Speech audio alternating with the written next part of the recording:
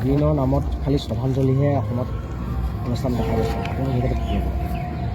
আজি একচুৱেলি মই আহিছিলোঁ কামপুৰ, লগতে ইয়াতে গুৰুকুল ছিনিয়ৰ ছেকেণ্ডেৰী স্কুলৰ যিটো প্ৰতিষ্ঠা দিৱস আৰু নৱাগত আদৰণি সভা, ইয়াতে সেই দিনটো বিশেষভাৱে আমাৰ সকলোৰে প্ৰাণৰ শিল্পী আমাৰ হাৰ্টথ্ৰব জুবিনদাৰ শ্ৰদ্ধাঞ্জলি অনুষ্ঠান ইয়াতে অনুষ্ঠিত কৰা হৈছে আৰু মোক ইয়াতে আমন্ত্ৰণ জনাইছে।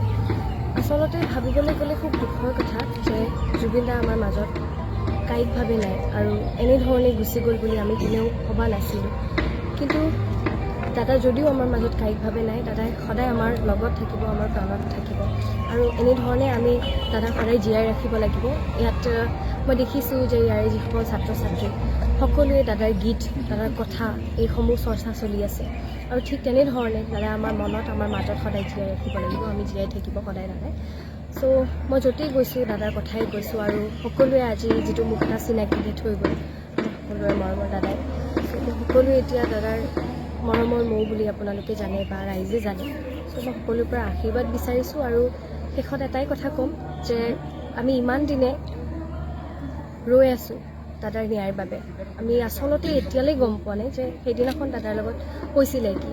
বহুত মনত প্ৰশ্ন আছে, কিহৰ বাবে দাদাক আমি হেৰুৱাবলগীয়া হ'ল আৰু সেইসমূহ প্ৰশ্নৰ আমি উত্তৰ বিচাৰিছোঁ আৰু মই সেইটো আশা কৰিম যে তদন্তসমূহ বহুত ভালকৈ হওক আৰু আমি প্ৰশ্নৰ উত্তৰবোৰ যে সোনকালে পাম। যে মুখ্যমন্ত্ৰীয়ে কৈছে যে যিহেতু জুবিন গাৰ্গে জুই আৰু পানীৰ কাৰণে হেৰি ভয় যাবলগীয়া নাছিল চিকিৎসকে কোৱা মতে, গতিকে মুখ্যমন্ত্ৰীয়ে কৈছে কেনেধৰণে মায়াবিনী যিহেতু চিনেমাখনত শ্বুটিং কৰিলে সাগৰ সাঁতোৰা, সেই ক্ষেত্ৰত একচুৱেলি ৰৈ ৰৈ বিনালেখন দাদাই বহুত বছৰ আগৰ পৰা পৰিকল্পনা কৰি থৈছিলে। দাদাও কৈছে আৰু লগতে বহুতকেইটা ইণ্টাৰভিউজত দাদাই সেই কথাটো নিজেই কৈ থৈছে স্পষ্টভাৱে। চ' সেইটো দাদাৰ এটা পৰিকল্পনা, দাদাই সেইটো সাগৰক লৈ চিম্বলাইজেশ্যন কৰিছিলে, কেনেধৰণে কৰিছিলে চিনেমাখনত সেইটো দেখিছে।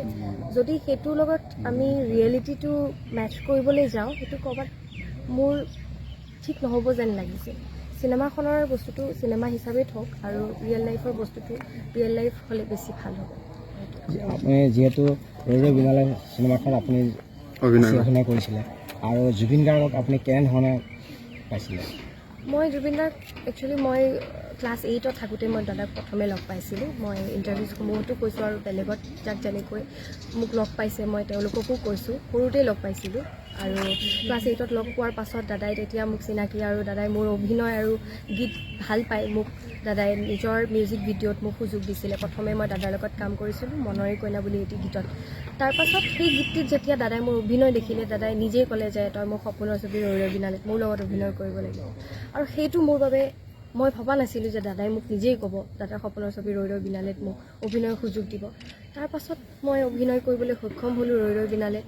ঠিক তেনেধৰণে দাদাই মই দাদাক কৈছিলোঁ যে দাদা আপুনি এজন ভগৱান, মোৰ বাবেই নহয় লাখ লাখ মানুহৰ বাবে, অনুৰাগীৰ বাবে আপুনি এজন ভগৱান। কাৰণ আপুনি এনেকুৱা কিছুমান বস্তু গম পায় বা কানেক্ট কৰিব পাৰে নিজকে। আমি চবেই নিজেই দেখিছোঁ যে দাদাই প্ৰাকৃতিৰ লগত কি ধৰণে কানেক্ট কৰে, কেৱল মানুহেই নহয় প্ৰত্যেক বস্তু, গছেই হওক জীৱ জন্তুৱেই হওক প্ৰত্যেকটো বস্তু। চ' ডেফিনেটলি দাদাৰ ওচৰত কিবা এটা ডিভাইন পাৱাৰ আছিলে আৰু দাদাক মই কৈছিলোঁ যে দাদা আপুনি ভগৱান হয়, কাৰণ আপুনি বস্তুবোৰ এনেধৰণে বুজে যিটো আমাৰ বাবে, আমাৰ নিচিনা সাধাৰণ মানুহৰ বাবে এইটো সম্ভৱেই নহয়।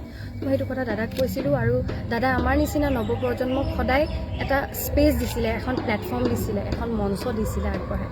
চ' সেই বস্তুটো চাগে আৰু কোনো দিব নোৱাৰিব, যদিও ডেফিনেটলি দিব বিকজ কিন্তু জুবিনদাৰ নিচিনা আন এজন ব্যক্তি আৰু কেতিয়াও নোলায় আমাৰ মাজত। মুখ্যমন্ত্ৰীগৰাকীয়ে কৈছে যে তাৰিখৰ পিছত তাৰিখ চাই চিতি দিয়াৰ ক্ষেত্ৰত আজি এটা দিয়ে কালি এটা ডেট দিয়ে, কি ক'ব? এই ক্ষেত্ৰত আমি বহুত ধৈৰ্য ধৰি ৰৈ আছোঁ।